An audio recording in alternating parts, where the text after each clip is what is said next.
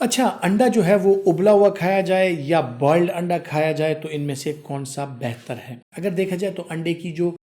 خاصیت ہے، اس کی جو نیوٹریشنل ویلیوز ہیں، اس میں جو اجزاء پائے جاتے ہیں، وہ اگر آپ فرائی کریں یا اگر آپ اس کو بوائلڈ طریقے سے کھا لیں تو دونوں طریقے سے ہی آپ کو وہی پروٹینز اور وہی ساری چیزیں، وہی منرلز اور وہ ساری چیزیں مل جاتی ہیں۔ لیکن اگر کچھ لوگ چاہتے ہیں کہ ان کے وزن میں کمی ہو، وہ وزن نہیں بڑھانا چاہتے، آئل وغیرہ سے اب وہ ہٹ کے رہنا چاہتے ہیں، آئل کا استعمال نہیں کرنا چاہتے، تو ان کے لیے بوائلڈ انڈا بہترین ہے، خصوصاً وہ افراد جو وزن میں کمی چاہتے ہیں، جن کا کولیسٹرول وغیرہ زیادہ ہے، تو بوائلڈ انڈے کا اگر وہ استعمال کریں۔ لیکن آپ کے بچوں کے لیے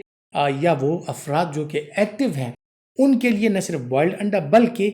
ان کو ہارمونز کے لیے اور ان کے لیے فیٹس بھی چاہیے ہوتی ہیں، بچوں کی عمر بڑھ رہی ہوتی ہے، ان کی ضروریات جو ہیں وہ الگ ہوتی ہیں، تو ان کو فیٹس بھی ان کی خوراک میں ایک اچھی مقدار میں موجود ہونی چاہیے، تو وہ اگر فرائیڈ انڈے کا صبح استعمال کریں تو ان کے لیے وہ بہتر ہے۔ لیکن دونوں طرح سے آپ انڈے کی غذائیت، لذت اور مزے حاصل کر سکتے ہیں۔